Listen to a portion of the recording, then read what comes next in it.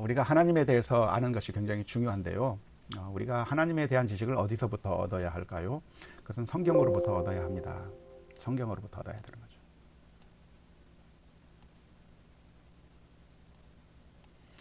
왜냐하면 성경이 하나님의 말씀이기 때문에 그렇습니다. 그래서 하나님께서 하나님 자신에 대하여 말씀해 주신 그 이야기를 들으면서 하나님에 대해서 알아가야 되는데, 성경이 아닌 다른 것에서부터 들려주는 그 정보를 듣다 보면 하나님을 오해하게 됩니다. 예를 들어서 열왕기하 18장에 보면 랍사게라고 하는 장군이 와서 이스라엘 민족을 향해서 하나님에 대해서 이야기하는 거죠. 너희의 하나님이 우리로부터 구원해 줄 수 없다. 여호와 하나님은 전능하신 하나님이 아니라 무능하신 하나님이다. 우리 민족을 이길 수 없다라고 그렇게 말을 하죠. 그 이야기를 들으면 이스라엘 민족들의 마음 가운데 불안감이 생기고, 여호와 하나님이 우리를 구해주지 못하는가, 그런 불안한 마음이 생길 수 있겠습니다. 하지만 하나님에 대한 지식은 하나님으로부터 들어야 되는 것이죠. 그러니까 하나님의 말씀인 성경에서부터 하나님이 누군가에 대해서 배워야 우리가 하나님을 제대로 알 수가 있습니다. 드라마 같은 데 보면 그 드라마에서 주인공이 있는데요. 남자 주인공과 여자 주인공이 있는데, 그 남녀 주인공이 서로 사랑을 하고 서로를 너무나도 좋아합니다. 하지만 그 남녀 주인공 사이를 갈라놓는 악역 역할을 하는 사람이 등장하게 되는 거죠. 그 악역 역할을 하는 사람이 때로는 어머니일 수도 있고 아니면 친구일 수도 있는 것이죠. 그런데 그 사람들이 가련한 여자 주인공에게 다가와서 남자 주인공에게 대해서 이야기하는 겁니다. 남자 주인공이 너를 사랑하지 않아. 너에게 관심이 없어. 너를 이용하기만 하려는 거야. 그런 이야기를 하게 될 때 여자 주인공은 혼란스러워지는 거죠. 네가 그 남자를 포기하고 떠나주는 것이 그 남자에게 유익한 것이라고 이야기를 해주는 그 어머니의 말을 듣고 굉장히 혼란스러워지는 것이죠. 하지만 드라마 혹은 영화의 그 흐름을 따라가다 보면 그 남자가 와서 이야기를 하는 거죠. 나는 너 없으면 나 죽는다. 나는 너만 사랑한다라고 고백하는 그 이야기를 들을 때 여자 주인공과 남자 주인공이 서로 사랑을 하게 된다고 하는 그런 스토리를 많이 듣게 되지 않습니까? 이 여자 주인공은 누구의 말을 들어야 되나요? 남자 주인공으로부터 직접 이야기를 들어야 됩니다. 그런데 그 주변에 잘못된 사람들이, 때로는 어머니가, 때로는 친구가 와서 그 남자 주인공에 대해서 온갖 나쁜 이야기를 하는 거죠. 좋지 않은 이야기를 하는데 그 이야기를 들었다가는 두 사람의 관계가 깨어지게 되어 있습니다. 하나님과 우리 사이의 관계도 역시 마찬가지라고 생각을 해요.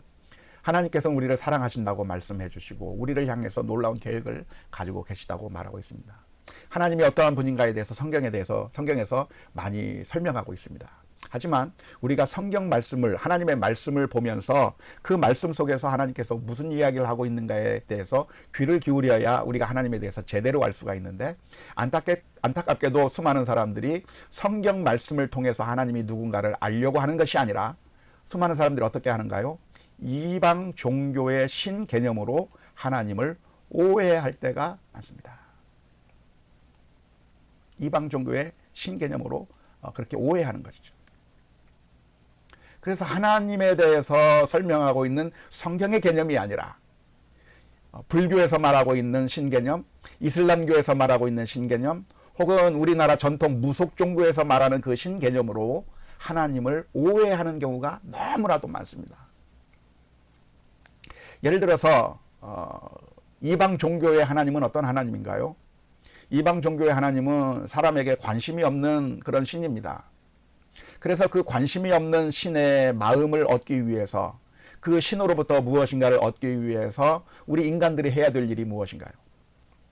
이 세상 종교는 말합니다. 공양미 3천석을 바쳐라. 만일 네가 신의 관심을 얻기를 원한다고 하면 정말 최선을 다하고 정성을 다해라. 100일 새벽 기도를 하든지 40일 금식 기도를 하든지, 너가 정말 무엇인가 큰 노력을 다하면, 그러면 그때서야 겨우 그 신이 너에게 관심을 가질지도 모르겠다고 이 세상 종교에서는 그렇게 말하는 것이죠. 그래서 우리가 기도할 때 중언부언하는 겁니다. 자꾸만 말을 쌓고 또 쌓고 한 말 또 하고 또 하고 하면서 그 신의 관심을 얻기 위해서 정말 부단히 기도하고 노력하는 것이죠. 하지만 예수님께서는 뭐라고 말씀해 주셨나요? 예수님께서 말씀하시기를 너희는 이방인들처럼 기도하지 마라. 중언부언하지 마라. 한 말 또 하고 또 하고 자꾸만 그렇게 공로를 쌓아서 기도하려고 하지 마라. 왜냐하면 하나님은 이미 우리에게 무엇이 필요한지 다 알고 계시는 하나님이라고 말씀해 주고 계시는 것이죠. 따라서 우리가 하나님에 대한 지식은 어디서부터 얻어야 하는가? 성경 말씀으로부터 얻어야 하는 것입니다. 자, 그러면 성경에서 말하고 있는 하나님에 대해서 몇 가지로 살펴보도록 하겠습니다. 오늘은 하나님은 어떤 분인가에 대한 첫 번째 시간이기 때문에 하나님 전체를 다 설명할 수는 없고 그 가운데 몇 가지 하나님의 속성에 대해서 하나님에 대해서 설명하겠는데요. 그 첫 번째로 하나님은 존재하시는 하나님입니다.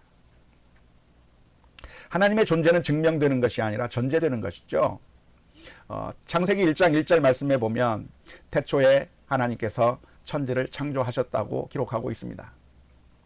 이미 하나님은 이미 계셨고 그 계셨던 하나님께서 천지를 창조하신 거라고 말씀하고 있는 것이지 성경은 하나님의 존재를 증명하려고 하지 않습니다.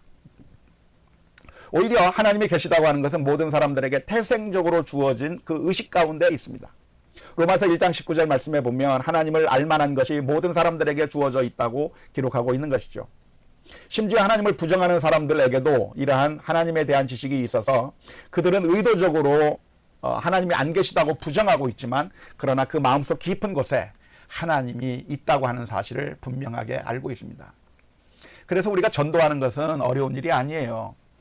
많은 사람들이 사람들에게 배고픔이 있듯이 때가 되면 배고파서 먹을 것을 찾게 되듯이 사람들의 마음속 깊은 곳에서는 신적인 갈망이 들어있는 것이죠. 하나님을 찾고자 하는 마음이 들어있는 것이죠. 그렇기 때문에 그 신적인 갈망이 있기 때문에 전도를 할 때 처음부터 하나님이 계시냐 안 계시냐 이 문제를 가지고 설득을 시켜야만 되는 게 아니에요. 사람들은 다 알아요. 하나님이 계시다고 하는 사실을. 사람들은 이미 다 알고 있습니다. 도둑질하는 것은 잘못된 것이라고 하는 걸 알고 있어요. 그걸 누가 가르쳐 주어서 알고 있는 것이 아니라 그냥 태생적으로 알고 있는 것이죠. 거짓말하는 것, 잘못이라는 것 다 알고 있어요. 왜? 이미 하나님께서 그 마음을 우리 마음 가운데 심어주셨기 때문이고 하나님이 계시다고 하는 것도 이미 사람들의 마음 가운데 다 들어있기 때문에 그렇습니다.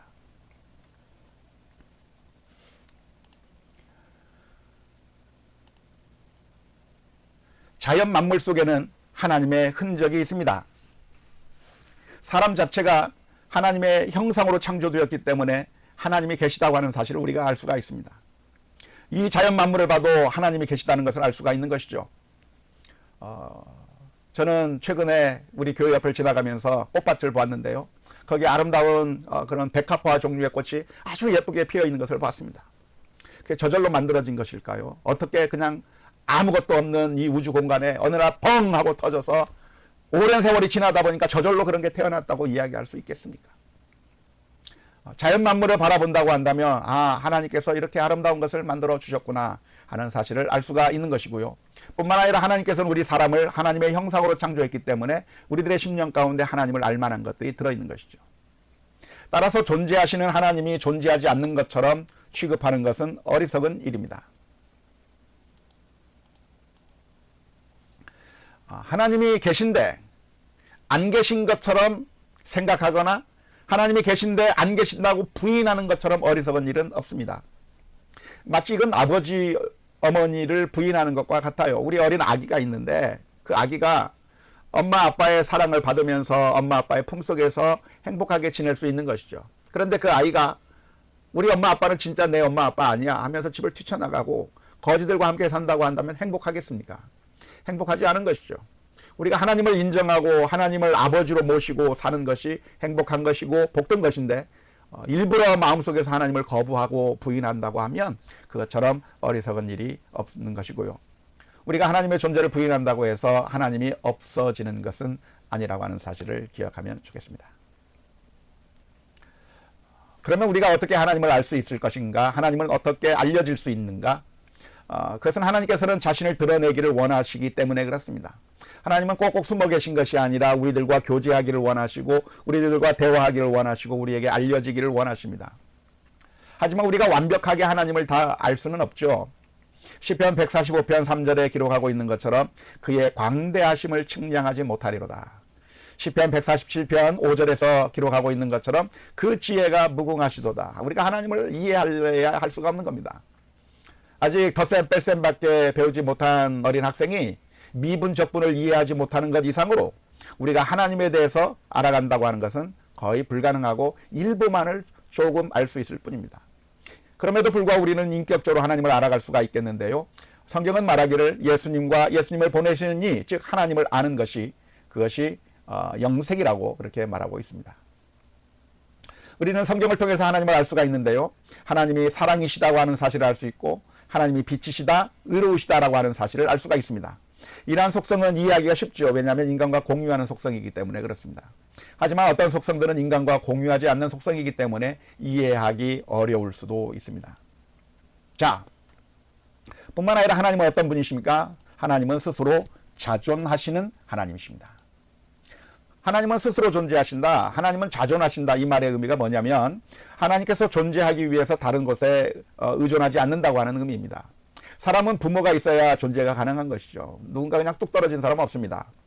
모든 사람이 다 부모님이 계시기 때문에 태어난 겁니다. 그런데 그 부모님이 계시기 때문에 태어나는 것인데 그러면 우리 할아버지의 할아버지는 도대체 누구에게서부터 시작했을까라고 사람들이 생각하면서 만들어낸 것이 단군 신화입니다. 곰과 그리고 호랑이가 마늘을 먹으면서 그래서 사람으로 태어나게 됐다. 곰과 호랑이는 그럼 어떻게 생겨나게 된 것일까요? 그것까지는 설명을 못하는 거죠.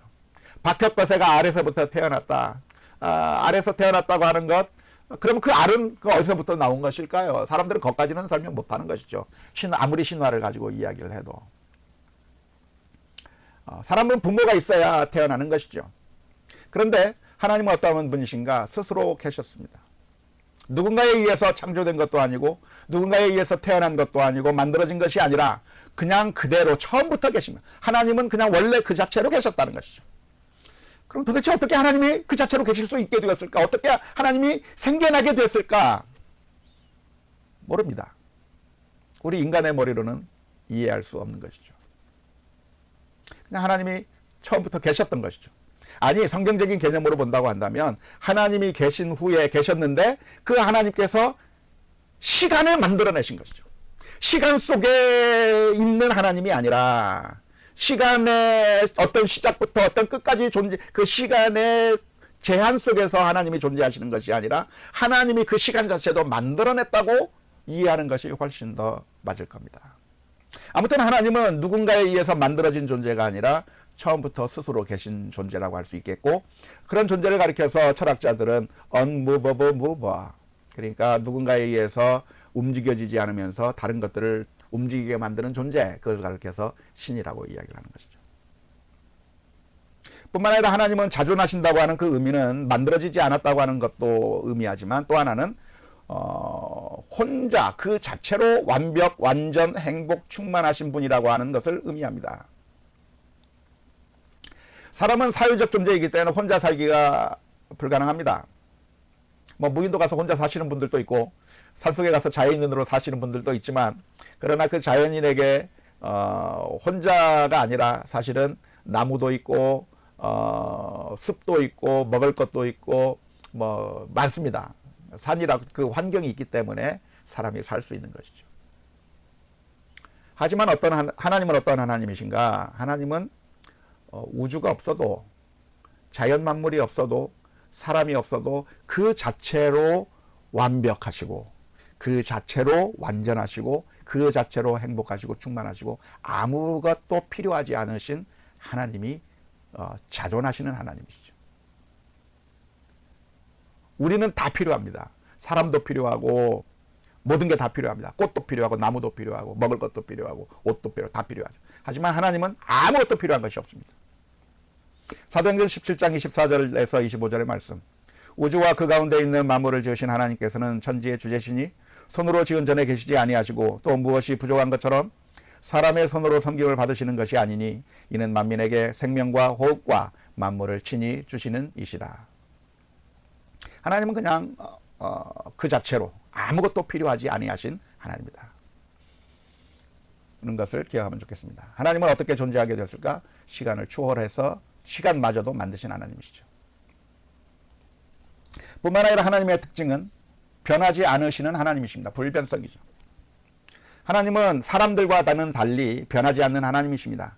존재나 속성이나 목적이나 약속 등에서 변하지 않는 것이죠. 사람은 태어나서 자라고 변화하고 그래서 사라져버립니다. 이 세상의 모든 것들이 다 그렇죠. 태어나고 자라고 변하고 그러다가 사라지는 것. 하지만 그 하나님은 어떤 하나님이십니까? 그런 변화가 없는 것이죠. 뿐만 아니라 사람은 중간에 마음이 변해버립니다. 하지만 하나님은 변하지 않습니다. 그것을 가리켜서 하나님의 불변성이라고 합니다. 하나님은 변하지 않으시는 거죠. 그런데 우리가 성경을 읽다 보면 성경에는 하나님이 변하는 것처럼 보이는 성경 구절이 있습니다. 예를 들어서 니느웨를 멸망시키려 하셨다가 나중에 취소해버린 것이죠. 이것은 하나님이 마음이 이랬다 저랬다 한다고 하는 것을 의미하는 것이 아니라 상황이 변함에 따라 하나님께서 다른 방식으로 대하는 것을 보여주시는 것일 뿐 하나님의 사랑의 속성이 변한 것을 의미하는 것은 아닌 것이죠. 하나님은 그냥 바위가 아닙니다. 목석이 아닙니다. 목석이 뭔가요? 이 앞에 벌어지고 있는 일들에 대해서 아무런 반응을 하지 않는 게 목석인 거죠. 하나님은 목석이 아닙니다. 하나님은 사랑이 많으신 하나님이시고 애정을 가지고 바라보시는 하나님이시죠. 그러니까 우리가 어떻게 행동하느냐에 따라서 은혜로 반응하시기도 하고 때로는 심판으로 반응하시기도 하고 사람이 어떻게 행동하느냐에 따라 하나님께서 다르게 반응하는 것은 당연한 것인데 그것을 가리켜서 하나님의 마음이 변했다고 말하는 것은 잘못입니다. 어떤 학자들은 하나님은 불변하신 하나님이기 때문에 감정도 없다고 그렇게 말하는 학자들도 있는데 그렇지 않습니다. 하나님은 애통해 하시기도 하고 기뻐하시기도 하고 사람들이 어떻게 행동하느냐에 따라서 다르게 반응하시는 하나님이라고 하는 것을 기억하면 좋겠습니다. 뿐만 아니라 하나님은 어떤 하나님이십니까? 영원하신 하나님이십니다. 영원하신 하나님. 우리 인간은 유한한 인간인 것에 비해서 하나님은 영원하신다고 하는 말인데요. 영원하다고 하는 것은 시작도 없고 끝도 없고 시간을 초월한 존재라고 하는 겁니다. 시간의 제약을 받지 않는 것이죠. 시편 90편에서는 말하기를 산이 생기기 전 땅과 세계도 주께서 조성하기 전 영원부터 영원까지 주는 하나님이시니이다 라고 노래하고 있습니다. 뿐만 아니라 요한계시록 1장 8절에서 주 하나님이 이르시되 나는 알파와 오메가라 이제도 있고 전에도 있었고 장차 올 자요 전능한 자라 하시더라 그랬습니다. 우리나라식으로 말하자면 나는 기업과 희읒이라 이렇게 말씀하시는 셈이죠. 하나님께서는 영원 전부터 영원 끝까지 항상 함께 계시는데 시간 안에 계신 것이 아니라 사실은 시간을 초월해서 과거와 현재와 미래를 한꺼번에 바라보시는 하나님이라고 이해하시면 좋겠습니다. 시간의 관점이 우리와는 다른데요. 주의 목전에는 천년이 지나간 어제와 같으며 밤의 한순간 같을 뿐입니다. 하나님은 과거와 현재와 미래를 동시에 보시는 하나님이십니다. 뿐만 아니라 하나님은 어떤 하나님이십니까? 하나님은 어디에나 계시는 편지하시는 하나님이십니다. 하나님이 편지하신다고 하는 이야기는 공간의 제약을 받지 않고 어디나 계시다고 하는 그런 의미죠. 하나님에게는 공간적 차원이 없습니다. 우리 인간은 여기 있으면 저기 없고 저기 있으면 여기 없습니다. 그래서 알리바이가 성립하는 것이죠. 어떤 범죄에 대해서 나는 죄가 없다고 하는 것을 드러내려면 알리바이를 입증하면 되는 겁니다. 하지만 하나님에게는 알리바이 입증이 안 됩니다. 왜냐하면 하나님은 편지하신 하나님이시기 때문에 그렇습니다. 하나님은 공간적 차원이 없고 하나님은 공간의 차원을 넘어서 있는 것이죠. 이 세상을 창조하였기 때문에 이 세상의 지배하에 있는 것이 아니라 이 세상을 초월해서 지배하고 계시는 것이죠. 그래서 시편 139편 7절에서부터 10절까지 내가 어디를 간다고 할지라도 주의 손이 거기서 나를 인도하시고 나를 붙드실 것이다. 또한 열왕기상 8장 27절의 말씀은 솔로몬이 성전을 건축하면서 했던 말이죠. 하나님이 참으로 땅에 거하시리까. 이 하늘도 하늘의 하늘이라도 우리 하나님을 용납할 수 없다. 하나님은 이 세상 그 어느 것보다 다 크다는 것이죠. 이런 편재성을 생각해 본다고 하면 우리에게 큰 은혜가 됩니다. 왜냐하면 하나님께서는 지금 우리가 있는 바로 그곳에 우리를 바라보고 계시고 우리와 영원히 함께 하실 것이기 때문에 그렇습니다. 하나님께서 다른 누구를 돌보고 계셔서 너무나도 바빠서 나를 돌보시지 못하시는 것이 아니라 나와 영원히 함께 하실 수 있는 하나님이시기 때문에 그렇습니다. 그런데 성경을 보면 하나님께서 오신다고 하는 표현, 임재하신다고 하는 표현, 또는 떠나신다고 하는 표현, 이런 것들이 있습니다. 우리가 예배를 할 때 하나님 주여 이곳에 오셔서 임재하셔서 우리의 예배를 받아달라고 하는 그런 찬양도 합니다. 그런 표현은 그럼 무슨 표현일까? 하나님이 안 계신 곳이 없는데 오신다, 가신다, 임재하신다, 이런 표현들은 어떤 의미일까요? 이것은 하나님의 공간적 이동을 나타내는 표현이기는 하지만 이것이 실제로 하나님께서 사람처럼 이곳에 갔다가 저곳에 갔다가 뭐 이렇게 움직이신다고 하는 그런 의미에서 이런 표현을 하는 것이 아니라 하나님께서 역사하신다, 사랑하신다, 또는 외면하신다, 저주하신다고 하는 것을 시각적으로 표현하기 위한 그런 표현법에 불과합니다. 그러니까 하나님께서 임재하신다고 하는 그 표현은 여기에는 없었는데 하나님께서 그제서야 비로소 오신다고 하는 그런 의미가 아니라 하나님께서 편재하시긴 하지만 하나님께서 오신다고 하는 표현, 우리와 함께 하신다고 하는 표현, 하나님께서 임재하신다고 하는 그 표현은 하나님께서 우리를 더욱더 사랑하시고 하나님께서 더 역사해 주신다고 하는 그런 의미를 나타내는 거죠.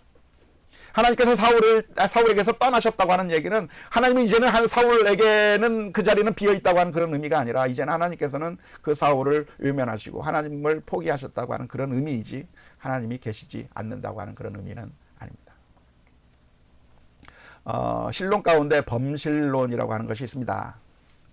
하나님께서 온 우주에 다 계시기 때문에 착각하는 이론 중에 하나죠. 범신론이죠. 다시 말하자면 이 세상 만물이 다 하나님이라는 겁니다. 그러니까 나무도 바위도 모든 것들이 다 하나님이 깃들여 있기 때문에 범신론적인 세계관에서는 그런 나무에게 절을 하고 바위에게 절을 하고 그 앞에서 비는 것이죠. 왜? 나무도 모든 것들이 다 정령이 깃들여져 있고 그것이 다 신이라고 생각하는 거죠. 이거 범신론입니다. 하지만 그건 성경적인 세계관하고는 다릅니다. 성경적인 신관과는 다릅니다. 성경의 하나님은 이 세상 만물을 창조하셨고 온 우주에 편재하시기는 그런 분이시지만 이 세상 만물과는 구별되는 하나님이실 뿐만 아니라 이 세상 만물을 다스리는 하나님이시지 이 세상 만물과 똑같은 이 세상 자체가 신은 아니다는 것을 기억해야 됩니다. 또 범신론에 또 반대되는 개념이 있는데요. 그것은 이실론이라고 하는 겁니다. 이실론은 이 세상에 더 이상 상관하지 않는 신이죠. 이실론의 하나님은 어떤 하나님입니까? 마치 시계공이 시계를 만들어서 태엽을 감아놓으면 더 이상 시계공이 간섭하지 않아도 저절로 시계가 돌아가듯이 하나님께서는 이 세상을 만들어 놓고 저절로 자연법칙에 따라 움직이게 만들어 놓고 이제는 하나님이 저 멀리 가 계셔서 더 이상 이 세상에 간섭하지 않는다고 하는 게 그게 이실론입니다. 근데 이것도 역시 잘못된 관점이죠. 성경의 개념하고는 다릅니다. 하나님은 어떤 하나님입니까? 편재하시는 하나님이면서 이 세상과는 구별되고 이 세상을 손 놓고 계신 것이 아니라 지금도 다스리고 있는 하나님이다 하는 것이 성경적인 개념이죠. 자, 7번째로 하나님은 영이십니다. 아주 간단한 얘기죠. 하나님은 육체가 아니라 영입니다. 하나님은 어떤 형상도 가지고 계시지 않습니다. 편재하신 하나님으로서 영으로 계신 하나님이시지 우리들처럼 육체를 가지고 계시는 분이 아닙니다. 그래서 육체로 나타났다고 하는 그런 이단들에게 속아 넘어가지 않았으면 좋겠는데요. 하나님은 어떤 형상을 가지고 계시지 않기 때문에 하나님을 이 세상의 어떤 형상으로 표현하는 것은 잘못이고 하나님께서는 철저하게 금하고 계십니다. 십계명 가운데 보면 너를 위하여 새긴 우상을 만들지 말라. 어떤 형상으로든지 만들지 말라고 말씀하고 계시는 거죠. 하나님은 영이시기 때문에 우리는 하나님을 볼 수가 없습니다. 우리는 물질적인 것, 육체적인 것은 볼 수 있지만 영적인 것은 볼 수가 없는 것이죠.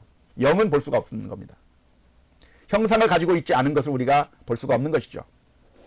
그래서 요한복음 1장 18절에서는 본래 하나님을 본 사람이 없다고 기록하고 있는데 유일한 예외가 무엇이냐면 독생하신 하나님께서 나타나신 것, 예수님이 나타나신 것이죠. 그럼에도 불구하고 구약 성경에 보면 하나님을 본 사람들이 등장합니다. 하나님께서 어떤 형상의 모습을 가지고 사람의 모습을 가지고 아브라함을 만나 주시기도 하고 야곱을 만나 주시기도 하신 것이죠. 또 이사야가 하나님의 어전회의를 또 환상 가운데 보기도 한 것이죠. 근데 하나님 그 자체를 본 것이 아니라 하나님께서 특별하게 보여주실 때 보게 된 것이죠. 그 형상으로. 그런데 확실한 하나님의 모습은 예수 그리스도의 모습으로 오신 것이기도 합니다. 그런데 하나님이 영이시고 형상을 가지고 있지 않음에도 불구하고 마치 하나님이 형상을 가지신 것처럼 그렇게 착각하게 만드는 표현이 성경에 등장합니다. 예를 들어서 우리가 하나님의 형상으로 창조되었다고 하는 말씀이 있죠. 도대체 없는 형상을 가지신 그 하나님의 형상을 어떻게 우리가 닮았다고 하는 것일까요? 여기에 대한 다양한 해석이 있을 수 있겠는데 제가 생각하기에는 가장 그럴듯한 설명은 우리가 하나님의 자녀라고 하는 의미를 그렇게 표현한 것 같습니다. 하나님께서 우리를 하나님의 형상으로 창조했다고 하는 얘기는 우리가 하나님의 자녀로 지음을 받았다고 하는 그런 의미죠. 자녀라고 한다면 부모의 형상을 닮게 되고 붕어빵 모습을 해서 태어나는 것처럼 우리가 하나님의 형상을 가지고 있다고 하는 얘기는 우리가 하나님의 자녀라고 하는 의미이지, 하나님도 우리처럼 눈, 코, 입을 가지고 손발을 가지고 있는 그런 하나님이라고 하는 그런 의미가 절대로 아닙니다. 성경에 하나님의 손, 하나님의 발, 하나님의 눈, 입, 이런 코, 이런 표현들이 나오기는 하지만 하나님이 실제로 그런 형상들을, 지체를 가지고 있다고 하는 그런 의미는 아닙니다. 예수님이 하나님과 같은 형상이라고 그렇게 표현하고 있죠. 빌립보서 2장 6절 7절 말씀에 보면 그는 근본 하나님의 본체시나 형상이죠.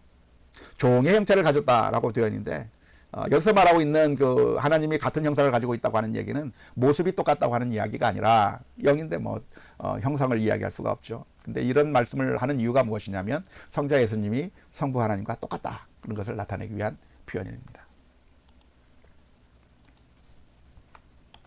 뿐만 아니라 하나님은 어떤 하나님이십니까? 하나님은 모든 것을 아시는 하나님이십니다.